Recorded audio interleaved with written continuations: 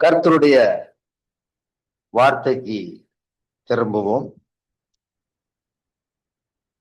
இன்றைய நாளிலும் சபை கூடி வருதலை தேவன் ஆசீர்வதித்திருக்கிறார்.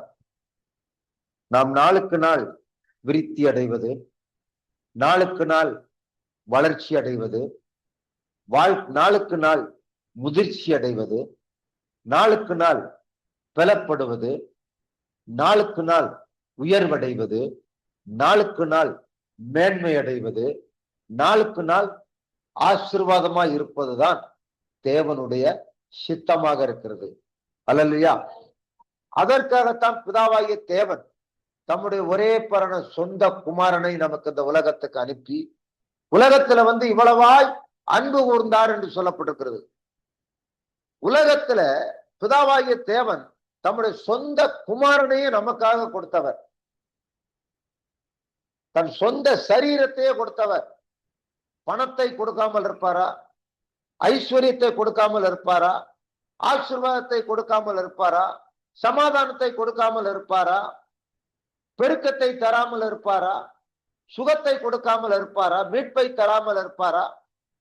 ரோமர் 8:32 பவுல் சொல்லுகிறார், அவர் தம்முடைய சொந்த குமாரனையே கொடுத்தவர், மற்ற எல்லாவற்றையும் அருள்வது நிச்சயம் என்று சொல்லுகிறார்.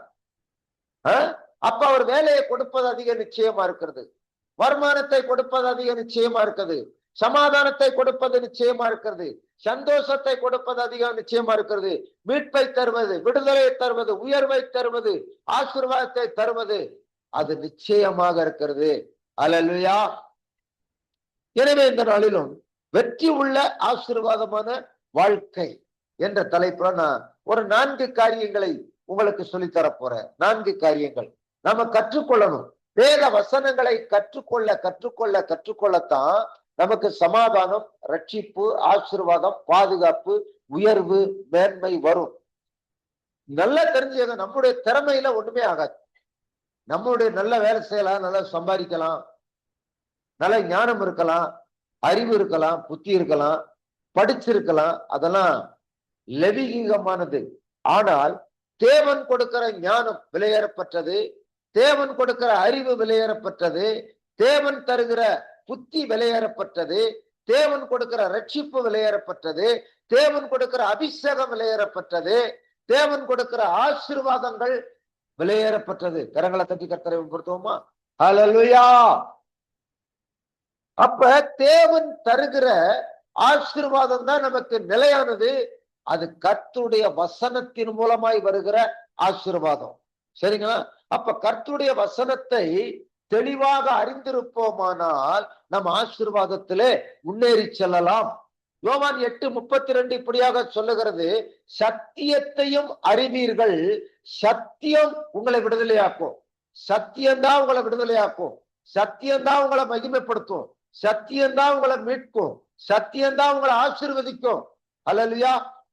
அப்ப சத்தியத்தை அறிகிற அறிவில வளர்வதற்கு வாஞ்சை உள்ளவர்களா இருக்கணும், தாகம் உள்ளவர்களா இருக்கணும், விருப்பம் உள்ளவங்களா இருக்கணும். சத்தியத்தை அறிகிற அறிவு வளரணும்.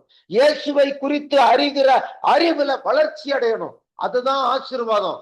சும்மா முழங்கால் படி போட்டு உபவாசம் இருந்து கூப்பாடு போட்டு குமரி ஒப்பாரி வச்சு அழுகிறதுனால என்னமே நடக்க போறது கிடையாது. அல்லேலூயா. வசனம் இல்லாமல் வசனத்துக்கு கீழ்ப்படியாம நீங்க எத்தனை உபவாசம் போட்டு கூப்பாடு போட்டு ஜெபம் பண்ணி அழுது புலம்பி அதனால எந்த பலனுமே கிடையாது. ஆமென். உபவாசம் நல்லது, ஜெபம் நல்லது, விசுவாசம் நல்லது. இதற்கு 3க்கும் முதன்மையானது கர்த்தருடைய வசனம். கர்த்தருடைய வசனம் இல்லாமல் உன் உபவாசத்துக்கு வெற்றி கிடைக்காது. கர்த்தருடைய வார்த்தை இல்லாம உன் விசுவாசத்துக்கு வெற்றி கிடையாது. கர்த்தருடைய வார்த்தை இல்லாம உன் ஜெபத்துக்கு வெற்றி கிடையாது. கர்த்தருடைய வார்த்தை இல்லாம உன் ஆராதனைக்கு அபிஷேகத்துக்கு வெற்றி கிடையாது. கர்த்தருடைய வசனத்துக்குள்ளதான் எல்லா வெற்றியுமே புதைந்து கிடக்கிறது. அதுதான் சொல்றாரு, சத்தியத்தையும் அறிவீர்கள், சத்தியம் உங்களை விடுதலையாக்கும் சொல்லப்படுது. அல்லேலூயா. ஆமா. முதலாவது வாசிப்போம். இரவும் பகலும் கர்த்தருடைய வேதத்தை வாசித்து தியானமா இருக்கணும். அதான் ஒரு வெற்றி உள்ள கிறிஸ்தவ வாழ்க்கை. ஒரு வெற்றி உள்ள ஆசீர்வாதமான வாழ்க்கை, ஒரு வெற்றி உள்ள சமாதானமான வாழ்க்கைக்கு இரவும் பகலும் கர்த்தருடைய வேதத்தில் பிரியமாயிருந்து அதை வாசித்து தியானிக்கிறவர்கள் பாக்கியவான்கள். யோசுவா 1 அதிகாரம் 8வது வசனம். யோசுவா 1:8 என்ன சொல்லப்பட்டிருக்கிறது? இந்த நியாயப்பிரமாண புஸ்தகம் உன் வாயை விட்டு பிரியாதிருப்பதாக, இதில் எழுதியிருக்கிறவைகளின் படியெல்லாம் நீ செய்ய கவனமாயிருக்கும்படி இரவும் பகலும் அதை தியானித்துக் கொண்டிருப்பாயாக.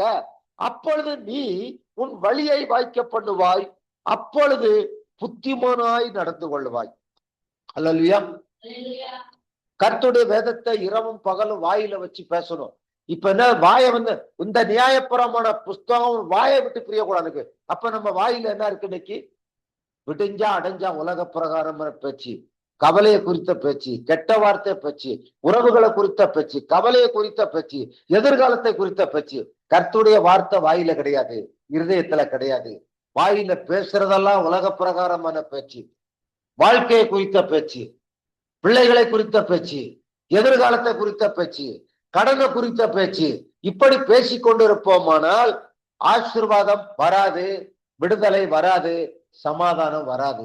நீங்க என்ன சொல்லப்பட்டிருக்கு? கர்த்தருடைய வேதத்தை இரவும் பகலும் நீ தியானித்துக் கொண்டு பேசிக் கொண்டிருப்பால் நீ புத்திமானாய் நடந்து கொள்ளுவாய், நீ செய்வதெல்லாம் வாய்க்கும் என்று சொல்லப்பட்டிருக்கு. சங்கீதம் 1 அதிகாரம் 2:3 கர்த்தருடைய வேதத்தில் பிரியமாயிருந்து, என்னது? கர்த்தருடைய வேதத்தில் பிரியமாயிருந்து இரவும் பகலும் அதை தியானித்துக் கொண்டிருப்பாயாக, அப்பொழுது நீ செய்வதெல்லாம் வாய்க்கும், நீ புத்திமானாய் நடந்து கொள்ளுவாய், உன் வழிகள் வாய்க்கும், உன் வியாபாரம் வாய்க்கும், உன் தொழில் வாய்க்கும், உன் குடும்பம் வாய்க்கும், உன் பிள்ளைகள் நல்லா இருப்பாங்க, உன் பேர பிள்ளைகள் நல்லா இருப்பாங்க, உனக்கு எதிர்காலம் நல்லா இருக்கும், உனக்கு நல்ல ஆரோக்கியம் இருக்கும், நல்ல சுகம் இருக்கும், சமாதானமா இருக்கும், நீ கையிட்டு செய்ய வேலையெல்லாம் ஆசீர்வாதமா இருக்கும். இதை விட்டுட்டு நான் உபவாசம் இருக்கிறேன், நான் ஆல் நைட் பிரேயர் பண்றேன் அப்படின்னு சொல்லி உபவாசம் இருக்குன்னு சொல்லி கூப்பாடு போட்டு ஒப்பாரி வைக்கிறதுனால எதுவுமே நடக்க போறது கிடையாது. அல்லேலூயா. ஆல் நைட் பிரேயர் நல்லது, உபவாச ஜெபம் நல்லது, வெளித்திருந்து ஜெபிக்கணும், உபவாசித்து ஜெபிக்கணும். உபவாசித்து ஜெபிச்சாதான் இந்த சாதி பிசாசு உபவாசத்தினால ஜெபத்தினாலன்றி இந்த சாதி பிசாசு போகாதுன்னு சொல்லி இருக்கிறாரு. உபவாசித்து ஜெபிக்கணும், ஆனா வசனம் இருக்கணும். அல்லேலூயா. வசனம் இருக்கணும். இருதயத்தின் பலகையில வசனம் எழுதப்பட்டிருக்கணும், இருதயத்தின் பலகையில வசனம் பதிக்கப்பட்டிருக்கணும், இருதயத்துல வசனம் நிறைஞ்சிருக்கணும். யோவான் 7:37 என்னை விசுவாசிக்கிறவங்க உள்ளத்திலிருந்து ஜீவ தண்ணீர் உள்ள நதிகள் ஓடும் சொல்லப்படுது. அப்ப வசனம் இருதயத்துல நிறைஞ்சிருந்தாதான் பிசாசை கட்ட முடியும், பிசாசை மேற்கொள்ள முடியும், பிசாசை தோற்கடிக்க முடியும், ஒரு ஆசீர்வாதமான வாழ்க்கை வாழ முடியும். அப்ப இயேசுநாதரை பார்த்து பிசாசு சொன்னா, இந்த கல் நீ தேவனுடைய குமாரன் சொல்றையில இந்த கல்லுகளை அப்பங்களாக்கணும்னு சொல்லிருக்கிறது. அப்ப அதுக்கு அவர் என்ன சொல்றாரு? மனுஷன் அப்பத்தினால மாத்திரமல்ல, தேவனுடைய வாயிலிருந்து புறப்படுகிற ஒவ்வொரு வார்த்தையினாலும் பிழைப்பான். அல்லேலூயா. ஆமா, போசனத்தினால இருதயம் ஸ்திரப்படாது, கர்த்தருடைய வசனத்தினால்தான் ஒருவனுடைய இருதயம் ஸ்திரப்படும். விசுவாசம் ஸ்திரப்படணும்டா வசனம். ரோமர் 10:17 சொல்லப்படுகிற கேள்வின விசுவாசம் கேள்வினாலே வரும். அந்த விசுவாசம் கர்த்தருடைய வார்த்தையை கேட்கறதுனால வரும் சொல்லப்படுது. அல்லேலூயா. அப்ப இரவும் பகலும் என்ன செய்யணும்? கர்த்தருடைய வேதத்தை கேட்கணும். அல்லேலூயா. ஆமா, படிக்கலையா? படிக்காதவங்க ஒரு டேப் ரெக்கார்டு வாங்க, ஒரு டேப் வாங்க, ஒரு 2000 ரூபாய்க்கு ஒரு டேப் வாங்க. அல்லேலூயா. ஒரு வாக்மேன் வாங்க. வசனத்தை யார்ட்டையாவது கொடுத்தா வசனத்தை பென் டிரைவர்ல டேப்ல பதிஞ்சு கொடுத்துருவாங்க. புதிய ஏற்பாடு பழைய ஏற்பாடு வசனத்தை பூரா பதிஞ்சு கொடுத்துருவாங்க. வாக்குமனை போட்டு நீ பிரியா இருக்கும் போது 1 மணி நேரம் வசனத்தை கேளு, காதுல கேளு, படிக்க தெரியலன்னு சொல்லாத, வசனத்தை கேளு, பிரசங்கத்தை கேளு. அப்படி கேட்கும் போது ஒரு கர்த்தருடைய வேத புத்தகம் நல்லா கேளுங்க, நல்லா கவனிச்சுக்கங்க. ஒரு கர்த்தருடைய பிள்ளைகளுக்கு ஒரு பைபிள் இருக்கணும். என்னது இருக்கணும்? ஒரு பைபிள் இருக்கணும், ஒரு டைரி இருக்கணும், ஒரு பேனா இருக்கணும், ஒரு டேப் ரெக்கார்டு இருக்கணும், ஒரு வாக்குமேன் இருக்கணும், ஒரு பாடல் புத்தகம் இருக்கணும். இது ஒரு விசுவாசியா இருந்தாலும் சரி, ஊழியக்காரனா இருந்தாலும் சரி, இது இருக்கணும். ஒரு கர்த்தருடைய வேத புத்தகம் இருக்கணும், ஒரு பாடல் புத்தகம் இருக்கணும், ஒரு டைரி இருக்கணும், ஒரு பேனா இருக்கணும், ஒரு டேப் ரெக்கார்டர் இருக்கணும், ஒரு வாக்குமேன் இருக்கணும். அல்லேலூயா. இப்ப கர்த்தருடைய வேத புத்தகம் எதுக்கு இருக்கணும்? அதை இரவும் பகலும் திறந்து வச்சு வாசிக்கணும். தேவனோடு பேசுகிற சம்பாஷணைகள் கர்த்தருடைய வேத புத்தகம். பாடல் புத்தகம் எதுக்கு? அந்த தேவனை மகிமைப்படுத்தி பாடல்களை பாடி அவரை ஆராதித்து துதிப்பதற்கு பாடல் புத்தகம். அப்ப டைரியம் பேனாவதுக்கு கர்த்தர் பேசுகிற காரியங்களை எழுதுவதற்கு, அவர் கொடுக்கிற சொப்பனங்களை எழுதுவதற்கு, அவர் கொடுக்கிற தரிசனங்களை எழுதுவதற்கு, அவர் கொடுத்த வாக்குத்தத்தம் வசன வெளிப்பாடுகளை எழுதுவதற்கு, அவர் கொடுக்கிற ஆத்தும பாரத்தை குறித்து வைப்பதற்கு தைரியம் பெறாவும். டேப் ரெக்கார்டு எதற்கு? நல்ல பிரசங்கிகள் வார்த்தையை கேட்கணும், நல்ல பிரசங்கிமாருடைய செய்திகளை ஸ்டோர் பண்ணி அந்த செய்தியை கேட்கணும். அவங்க என்ன சொல்றாங்கன்னு கேட்கணும். மூத்தவங்க பெரியவன் சின்னவன் பெரியவனாலே ஆசீர்வதிக்கப்படுவான்னு சொல்லப்பட்டிருக்கு வேதம். அப்ப நல்ல பிரசங்கிகள் பெரிய பெரிய ஊழியக்காரர்கள் எல்லாம் பாருங்க இன்னைக்கு எப்படி வளர்ந்துருக்காங்கன்னு சொன்னா, அந்த காலத்துல Oral Robert, Kenneth Kane, George Muller, Paul Yonggi Cho, இப்படி பெரிய பெரிய பிரசங்கிமார்கள், டிஎல் மூடி, இப்படியாப்பட்ட பிரசங்கிமாருடைய ஒளிநாடாக்களை வாங்கி பணம் கொடுத்து வாங்கி அதை இரவும் பகலும் தங்கள் அறைக்கில கேட்டதுனால்தான் இன்னைக்கு பெரிய பெரிய சபைகளை கட்டி இருக்கிறாங்க. பெரிய பெரிய சபைகள் நிரம்பி வழிந்திருக்கிறது. இன்னைக்கு பெரிய ஊழியக்காரங்களா இருக்கிறாங்க. அப்படியாப்பட்ட காரியங்கள் இருக்கணும். வேற வேத புத்தகம் இருக்கணும், ஒரு பாடல் புத்தகம் இருக்கணும், ஒரு டைரி பேனாம் இருக்கணும், ஒரு ஒளிநாடா டேப் ரெக்கார்டர் இருக்கணும், ஒரு வாக்குமேன் இருக்கணும். அல்லேலூயா சொல்லுவோமா? பணத்தை இதற்காக முதலீடு பண்ணணும். எதுக்கோ பணம் செலவழிக்கிறோம். கர்த்தருடைய ராஜ்யத்துல வளருவதற்கு, கர்த்தருடைய வசனத்துல வளருவதற்கு பணத்தை முதலீடு பண்ணும் போது நிறைய பணத்தை கர்த்தர் தருவார். நீங்க உழைச்சு முன்னேறலாம்னு நினைக்கிறீங்க, நிச்சயமா முடியாதுங்க. வேலை செஞ்செல்லாம் முன்னேற முடியாது, தொழில் பண்ணியெல்லாம் முன்னேற முடியாது. கர்த்தர் இல்லாம ஒரு வேலையை வாய்க்காது, கர்த்தர் இல்லாம தொழில் வாய்க்காது, கர்த்தர் இல்லாமல் வாழ்க்கை வளம் பெறாது. வார்த்தையினால்தான் இந்த உலகம் சிருஷ்டிக்கப்பட்டது, வார்த்தையினால்தான் குடும்பம் சிருஷ்டிக்கப்பட்டது, வார்த்தையினால்தான் குடும்பம் கட்டப்பட்டிருக்கிறது. அப்ப வார்த்தையினால்தான் நம்ம ஆசீர்வதிக்கப்படணும். அல்லேலூயா. அப்ப எனவே இரவும் பகலும் கர்த்தருடைய வேதத்தை வாசித்து தியானித்து வாழும் போது ஒரு அற்புதமான வாழ்க்கை வாழலாம். இரண்டாவது காரியம் வேத வசனங்களை தேடி வாசிக்கணுமா? வேத வசனங்களை எப்படி வாசிக்கணும்? தேடி தேடி தேடி தேடி வாசிக்கணும். சரிங்களா? தேடி தேடி வாசிக்கணும். வாசிப்போமா? ஏசாயா தீர்க்கதரிசியின் புத்தகம் 34. கர்த்தருடைய புத்தகத்திலே தேடி வாசியுங்கள், இவைகளில் ஒன்றும் குறையாது, இவைகளில் ஒன்றும் சோடில்லாதிராது. அவருடைய வாய் இதை சொல்லிற்று, அவருடைய ஆவி அவைகளை சேர்க்கும். அப்ப கர்த்தருடைய வசனத்தை என்ன செய்யணுமா? தேடி தேடி தேடி தேடி தேடி வாசிக்கணும்னு சொல்லப்பட்டிருக்கு. கவனிக்கிறீங்களா? வசனத்தை தேடி தேடி ஆக்குறோம். நம்ம வாழ்க்கையில ஒரு பிரச்சனை வந்தா மனிதனுடைய பிரச்சனைகளுக்கு பதில் கர்த்தருடைய வார்த்தை தான். அப்ப நம்ம வாழ்க்கையில ஒரு பிரச்சனை வந்துருச்சுன்னா அந்த பிரச்சனையை ஜெயிப்பதற்கு, அந்த பிரச்சனைகளை சரி செய்வதற்கு கர்த்தருடைய வசனம், கர்த்தருடைய வாக்கு தத்தம் எங்க இருக்குன்னு சொல்லி தேடி தேடி தேடி தேடி கண்டுபிடிக்கணும். இந்த அமெரிக்க தேசத்துல ஒரு பிரசித்தி பெற்ற கென்னத் கோப்லன் அப்படின்னு இருக்கிறாரு. அவர் என்ன பண்ணுவாராம், தனக்கு ஒரு பிரச்சனை வந்துருச்சுன்னு சொன்னா அந்த பிரச்சனைக்கான பதில் ஆதியாகமத்திலிருந்து வெளிப்படுத்தல் வரைக்கும் வாசித்து, இரவும் பகலும் வாசித்து அந்த வசனத்தை கண்டுபிடிச்சு அந்த வசனத்தை அறிக்கை செய்து அந்த பிரச்சனைகளை முறியடிச்சுட்டு தான் சமாதானமா இருப்பாராம். இப்படி 250க்கும் மேற்பட்ட முறையில் அவர் வேதத்தை வாசித்து தியானித்திருக்காரு. ஐக்கிய கென்னத் கோப்லன் சொல்லியிருக்காரு. சரிங்களா? அப்ப வசனத்தை தேடி தேடி தேடி வாசிக்கணும். வசனம், ஒரு கடன் வந்துருச்சா, கடனை குறித்து பயப்படக்கூடாது, கடனை குறித்து புலம்பக்கூடாது. உபாகமம் 28:12 ஏற்ற காலத்துல உன் தேசத்திலே மழையை வருஷிப்பேன், வானத்தின் மதங்களை திறந்து உன்னை ஆசீர்வதிப்பேன், நீ அநேக சாதிகளுக்கு கடன் கொடுப்பாய், நீயோ கடன் வாங்காதிருப்பான்னு சொல்லப்பட்டிருக்கு.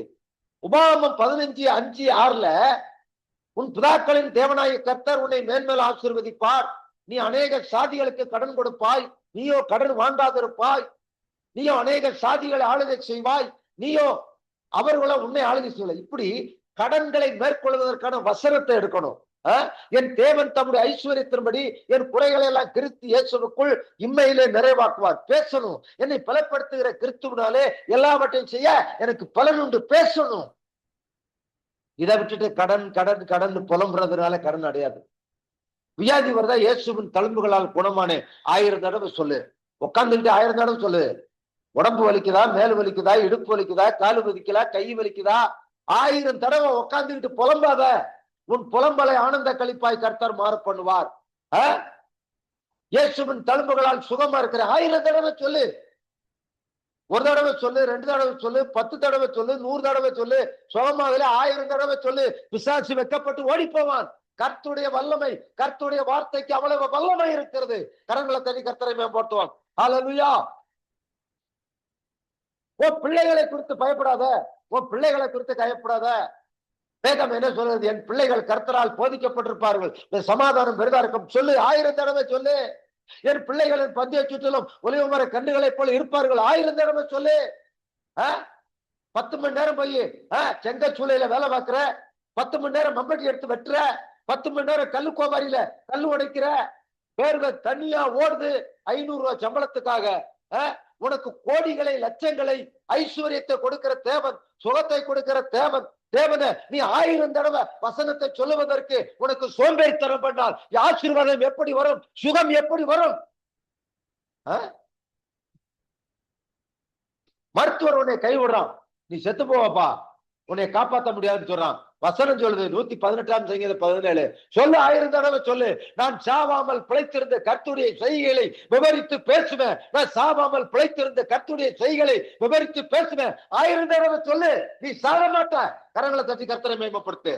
எந்த வியாதியோட மேற்கொள்ள முடியாது, எந்த மந்திரவாதவனை மேற்கொள்ள முடியாது, எந்த செய்வனை கட்டுகளும் உன்னை மேற்கொள்ள முடியாது, தரித்திரவனை மேற்கொள்ள முடியாது, கடன் வியாதி உன்னை மேற்கொள்ள முடியாது, மனிதர்கள் உன் சத்துருக்கள் உன்னை மேற்கொள்ள முடியாது. இதோ தேள்களை வலு சர்ப்பங்களை மிதிக்கவும் சத்துருவின் சகல வல்லமைகளையும் மேற்கொள்ளும் அதிகாரத்தை உனக்கு கொடுக்கிறேன்னு சொல்றாரு. அல்லேலூயா. வேத புத்தகத்தை திறந்து வச்சு ஒரு வசனத்தை எடுத்து 1000 தடவை சொல்லு. ஏன் புலம்புற? புலம்பல ஆனந்த கழிப்பாய் மாற பண்ணுவார். ஆமேன் சொல்லு. ஆமேன். கர்த்தருடைய வசனத்தை தேடி தேடி தேடி தேடி வாசித்து அதை தனக்கு சொந்தமாக்கி அதை அறிக்கை பண்ணு. தினந்தோறும் பேசு. வேலைக்கு போறதை நிறுத்து. வேலை இல்லையா, கவலைப்படாத. வசனத்தை வாசிக்கிறது வேலை, சிறந்த வேலை. வசனத்தை பேசுறது வேலை, அறிக்கை செய்யறது பேசுறது வேலை, ஆராதனை பண்றது வேலை. வேலை இல்லைன்னு ஏன் கவலைப்படுற? வேலை இருக்கு. உன்னதமான வாழ்க்கை, அருமையான வாழ்க்கை, அற்புதமான வாழ்க்கை, நித்தியமான வேலை இருக்குது. அந்த வேலை கர்த்தருடைய வேதத்தை இரவும் பகல் வாசிக்கிறது, தியானிக்கிறது, பேசுறது உன்னதமான வேலைங்க. அல்லேலூயா. மூன்றாவதாக வேத வசனங்களுக்கு பயப்படணும். அல்லேலூயா. வேத வசனங்களுக்கு என்ன செய்யணும்? பயப்படணும். வாசிக்கிறதுனால மட்டும் ஆசீர்வாதம் வராது. தேடி தேடி வாசிக்கிறதுனால மட்டும் ஆசீர்வாதம் வராது. வசனத்துக்கு பயந்து வசனத்தின்படி வாழும் போதுதான் அற்புதங்கள் நடக்கும், ஆச்சரியங்கள் நடக்கும், வாழ்க்கையில பெரிய மாற்றங்கள் உண்டாகும். என்ன செய்யணுமா? வசனத்துக்கு என்ன செய்யணும்? வசனத்துக்கு பயப்படணும். அல்லேலூயா. வசனத்துக்கு பயப்படும் போதுதான் ஒரு பெரிய காரியங்கள் நடக்கும்.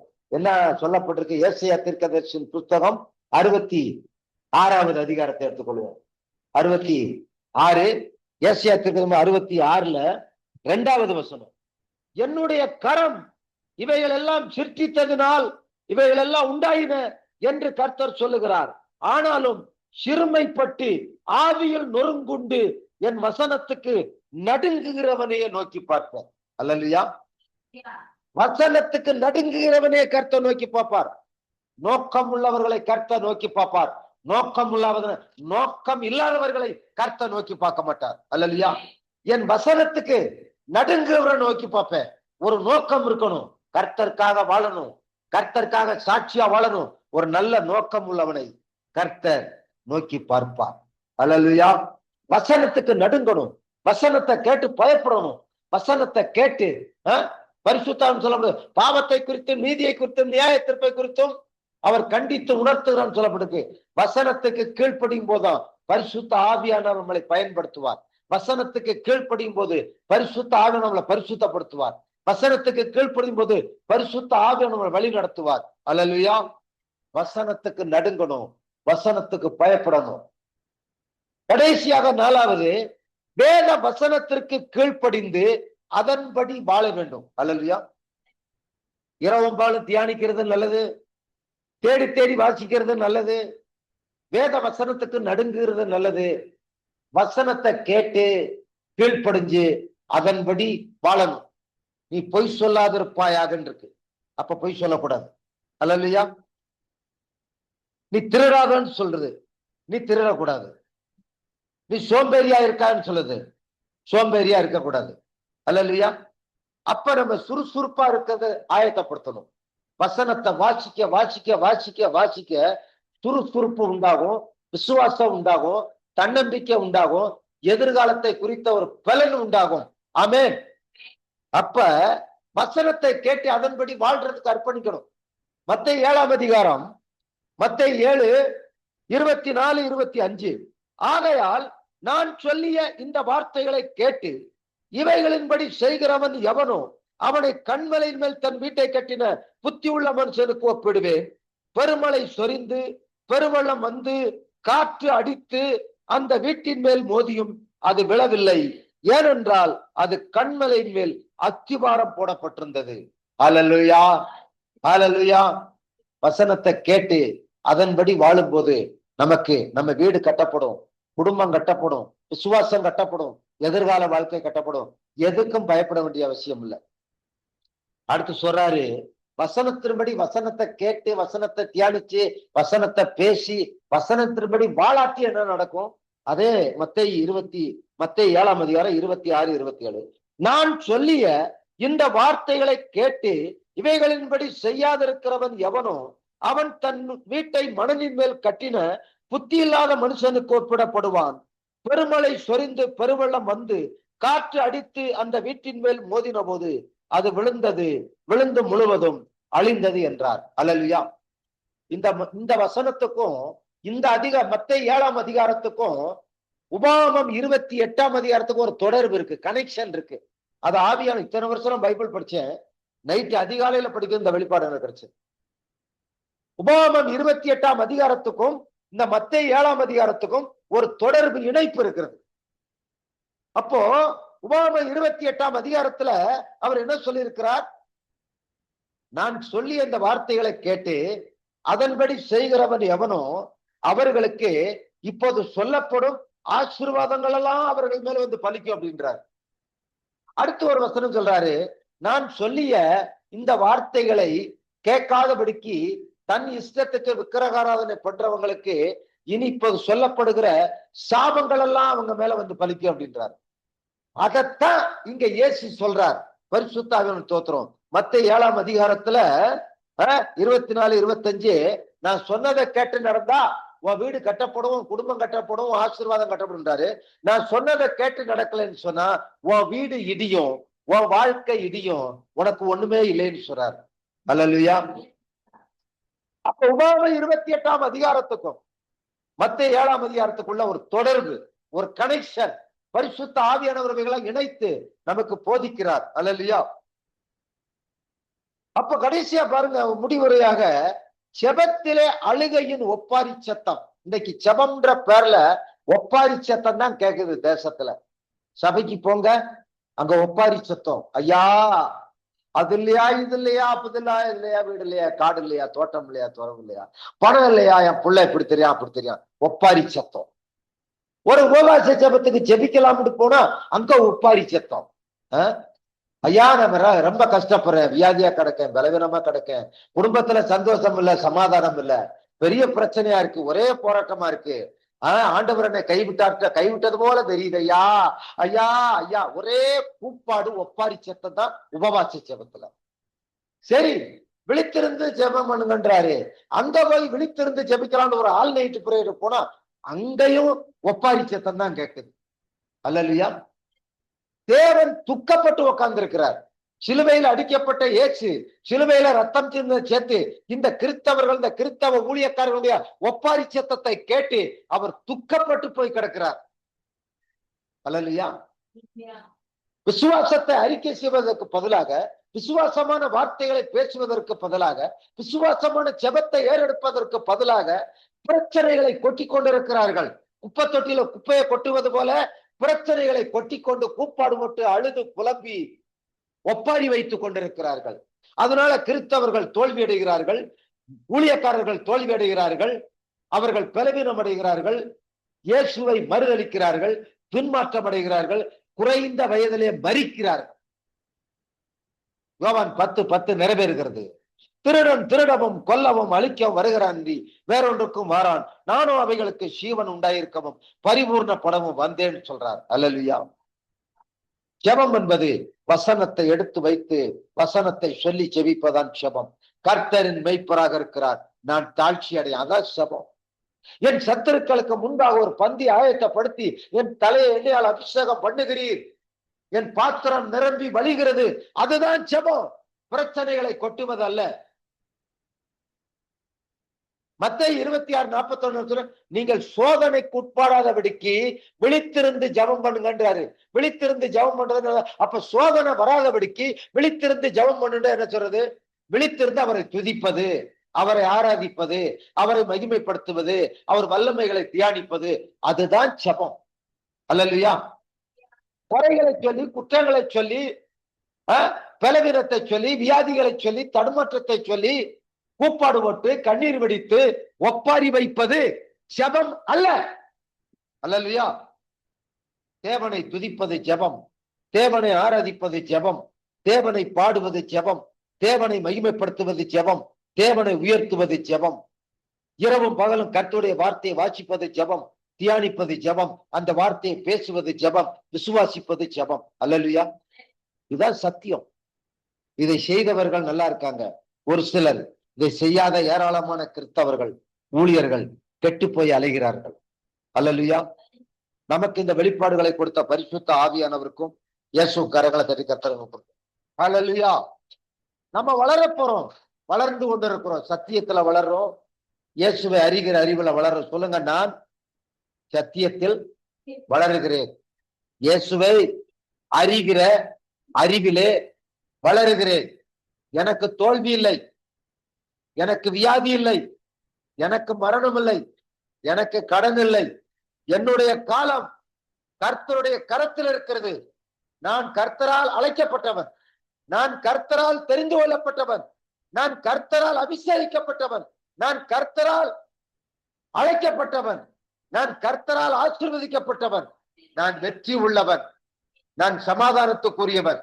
வெற்றி என்னுடையது, ஜெயம் என்னுடையது, உயர்வு என்னுடையது, ஆசீர்வாதம் என்னுடையது. நான் தேவனுடைய பிள்ளை, நான் ஒரு நாள் வெட்கப்பட்டு போக மாட்டேன். அல்லேலூயா. கரங்களை தட்டி கர்த்தரை பற்றுவோம், ஜெபிப்போம். சிங்க கொட்டேகள் பட்டினி கிடக்கும், ஆண்டவரை தேடுவோர்க்கு குறை இல்லையே. சிங்க கொட்டேகள் பட்டினி கிடக்கும், ஆண்டவரை தேடுவோர்க்கு குறை இல்லையே, குறை இல்லையே, குறை இல்லையே, ஆண்டவரை தேடுவோர்க்கு குறை இல்லையே. பரலோகத்தின் நல்ல தகப்பனே, நன்றியோடு துதிக்கிறோம், தோத்தரிக்கிறோம். ஆண்டவரே, விலையேறப்பட்ட அன்புக்காக நன்றி, விலையேறப்பட்ட வார்த்தைக்காய் நன்றி, இன்றைக்கு சபை கூடி வருகிற ஆசீர்வாதத்திற்காக நன்றி, வந்திருக்கிற சிறுவர்கள், முதியோர்கள், குடும்பஸ்தர்களுக்காக நன்றி. நாங்கள் நாளுக்கு நாள் சத்தியத்துல விருத்தி அடைகிறோம், விசுவாசத்துல விருத்தி அடைகிறோம். நாளுக்கு நாள் எங்கள் சபை வளர்ந்து விருத்தி அடைகிறதற்காக நன்றி செலுத்துறோம். ஆண்டவரே, நீர் சகல பிரஸ்தாபத்தை பார்க்கலாம், வார்த்தையை மகிமைப்படுத்துகிறீர். நீர் கொடுத்த வெளிப்பாடுகளுக்காய் ஸ்தோத்திரம், வசன வெளிப்பாடுகளுக்காய் ஸ்தோத்திரம். பரிசுத்த ஆவியானவர் எங்களை சகல சத்தியத்துக்குள்ள நடத்துகிறீர். கட்டாயம் வந்திருக்கிற பிள்ளைகள் இப்பொழுது இருக்கிறதை பார்க்கலாம், 1000 மடங்கு பெருகும்படி நீர் ஆசீர்வதிக்கிறீர், எங்களுக்கு துணை செய்கிறீர். சத்தியத்தை அறிகிற அறிவிலை வளரும்படிக்கு எங்களுக்கு பிரகாசம் உள்ள மனக்கண்களை கொடுத்தபடியால் நமக்கு ஸ்தோத்திரம். வேதத்தில் இருக்கிற அதிசயங்களை பார்க்கும்படி எங்கள் கண்களை திறந்தபடியால் நமக்கு ஸ்தோத்திரம். ஆண்டவரை, இரவும் பகலும் வேதத்தை வாசிக்கக்கூடிய தூண்டுதலா இருக்கிற பரிசுத்த ஆவியின் ஸ்தோத்திரம். வசனத்தின்படி வாழ ஆண்டவரை எங்களை பலப்படுத்துகிறவர் நன்றி, வசனத்துக்கு பயந்து நடுங்க செய்கிற நன்றி, எங்களை நோக்கி பார்க்கிற தேவனே நமக்கு நன்றி, எங்களை சரியான பாதை நடத்துகிற தேவனே நமக்கு நன்றி, எங்களை நித்தியமாய் எங்களை பாதுகாத்து பராமரித்து நடத்தப்படுவதற்காக நன்றி, சமாதானத்தை கொடுத்ததற்காக நன்றி, விடுதலையை கொடுத்ததற்காக நன்றி, ஆசீர்வாதத்தை கொடுத்ததற்காக நன்றி. நல்ல வீடு வாசல்களை கட்டி எங்களை ஆசீர்வதிக்கிறீர். எங்களுடைய காலம் உம்முடைய கரத்தில் இருக்கிறது ஆண்டவரே. எங்களுக்காய் வானம் திறக்கப்பட்டிருக்கிறதற்காக நன்றி. எங்களுக்காய் தேவ தூதர்கள் அனுப்பி உதவி செய்கிறீர். எங்களுக்கு பணிபடையாவிகளை கொடுத்து உதவி செய்கிறீர். எல்லா தீமைகளை அகற்றி விட்டீர். எல்லா நாச மோசங்களை அகற்றி விட்டீர். கடன் இல்லாத வாழ்க்கை, கவலை இல்லாத வாழ்க்கை, வேதனை இல்லாத வாழ்க்கை, துயரம் இல்லாத வாழ்க்கை, சந்தோஷமான வாழ்க்கை, செழிப்பான வாழ்க்கை, உயர்வான வாழ்க்கை, மகிமையான வாழ்க்கை, வாழ்க்கை, நன்மை செய்கிற வாழ்க்கை, ஆத்துமக்களை ஆதாயப்படுத்துகிற வாழ்க்கை, உமக்கு ஊழியம் செய்கிற வாழ்க்கை, உம்மை மகிமைப்படுத்துகிற வாழ்க்கையை எங்களுக்கு கொடுத்திருக்கிறபடியால் நமக்கு ஸ்தோத்திரம். சாத்தானை எங்கள் காலில் கீழே போட்டு மிதிக்கும்படியான அதிகாரத்தை கொடுத்தபடியால் நமக்கு நன்றி. ஹல்லேலூயா, ஹல்லேலூயா, ஹல்லேலூயா. விலையேறப்பட்டபடிய வார்த்தைக்காக நன்றி. மனுஷன் அப்பத்தினால் மாத்திரமல்ல, தேவனுடைய வாயிலிருந்து புறப்படுகிற ஒவ்வொரு வார்த்தைக்காக பிழைப்பான் சொன்ன பிழைப்பூட்டுகிற வார்த்தைகளுக்காக நன்றி. ஆடியோ மூலமாக இந்த வார்த்தைகளை கேட்கிற குடும்பங்களை நீர் ஆசீர்வதிக்கிறீர், உமக்கு நன்றி. இந்த வார்த்தையை மகிமைப்படுத்துற உமக்கு நன்றி. வார்த்தையை அனுப்பி சுகமாக்குற உமக்கு நன்றி. வார்த்தையை அனுப்பி எங்களை அழிவுக்கு தப்புவிக்கிறீர், உமக்கு நன்றி, நன்றி, நன்றி. இயேசுவே உமக்கு நன்றி. எங்கள் ஆத்மா வாழ்வது போல நாங்கள் எல்லாவற்றிலும் வாழ்ந்து சுகமாயிருக்கும்படி விரும்புகிற தேவனே உமக்கு நன்றி. எங்களை தாழ்த்துகிறோம், எங்களை வறுமையாக்குறோம். அவிசுவாசமா இருந்த காரியங்களை மன்னித்து போடும். வேத வசனத்துல பிரியமல்லாம இந்த காரியத்தை எடுத்து போடும். சோர்வுகளை எடுத்து போடும். எங்களை மன்னியும் கர்த்தாவே, எங்களை மன்னியும். இனியும் இரவும் பகலும் சத்தியத்தை அறிகிற அறிவுல வளர்ந்து விருத்தி அடையும்படி எங்களை எங்கள் குடும்பங்களையும் சபையை நீர் ஆசீர்வதிக்கிறீர், உமக்கு நன்றி. ஹல்லேலூயா, ஹல்லேலூயா. எங்களுக்குள் காணப்படுகிற கசப்புகள், கோபங்கள், வைராக்கியங்கள் எல்லாம் எடுத்து போடுங்க. அதெல்லாம் பிசாசு கொண்டு வந்து எங்களை அழிப்பதற்கு, குடும்பத்தை சீரழிப்பதற்கு கொண்டு வருகிற பிசாசின் கருவிகளை இயேசுவின் நாமத்துல சபித்து நிர்மூலமாக்குறோம். கடன்கார ஆவிகளை இயேசுவின் நாமத்துல சபித்து கட்டுகிறோம். தரித்திர பிசாசை இயேசுவின் நாமத்துல சபித்து கட்டுகிறோம். பலவீனத்தின் ஆவியை இயேசுவின் நாமத்துல சபித்து கட்டுகிறோம். தரித்திரத்தை, நெருக்கத்தை, உபத்திரவத்தை இயேசுவின் நாமத்துல சபித்து நிர்மூலமாக்குறோம்.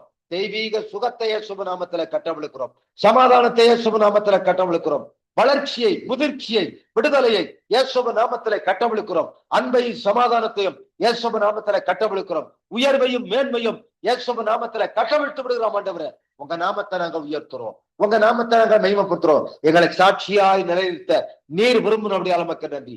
எங்களுக்கு நீர் துணையா இருக்கிறபடியால் நமக்கு நன்றி. இயேசுவே நமக்கு நன்றி, இயேசுவே நமக்கு நன்றி. வார்த்தையை நீர் மகிமைப்படுத்தினபடியால் நமக்கு நன்றி. எங்களை கற்றுக் கொடுத்தபடியால் நமக்கு நன்றி. கற்றுக் கொடுத்த ஆவியானவர் நமக்கு நன்றி. எங்கள் ஜெபத்தை கேட்டு பலன் கொடுத்த தேவனே நமக்கு நன்றி செலுத்துறோம். எங்கள் தரை மட்டும் தாழ்த்தி ஒப்புக் கொடுக்கிறோம். உம்மை மட்டுமே நாங்கள் உயர்த்துகிறோம். எல்லா துதி கன மகிமையெல்லாம் ஒருவருக்கு செலுத்துறோம். எங்கள் மீட்பர சேரமா இருக்கிற இயேசுவின் நாமத்தில் ஜெபிக்கிறோம் எங்கள் பரிசுத்தமுள்ள நல்ல பிதாவே, ஆமென். என் ஆத்மாவே கர்த்தரை ஸ்தோத்திரி, என் முழவல்லமையோட பரிசுத்தநாமத்தை ஸ்தோத்திரி. என் ஆத்மாவே கர்த்தரை ஸ்தோத்திரி, அவர் செய்த சகல உபகாரங்களை மறவாதே. ஆமென். நம்முடைய கர்த்தராகிய கிருபையும் பிதாவாகிய தேவனுடைய அன்பும் பரிசுத்தாவியோட அன்பும் ஐக்கியமும் சந்தோஷமும் சமாதானமும் இன்றும் என்றும் சதா காலங்களிலும் நாம் அனைவரோடும் கூட என்றைக்கும் தங்கியிருப்பதாக. ஆமென். ஹல்லேலூயா, ஹல்லேலூயா. 5வது மாதம் முடிந்து நாளை 6வது மாதத்துக்குள்ள போறோம். 6வது மாதம் முழுவதுமாக நீங்கள் ஆசீர்வாதமாக இருப்பீர்கள், பாதுகாப்பாக இருப்பீர்கள்.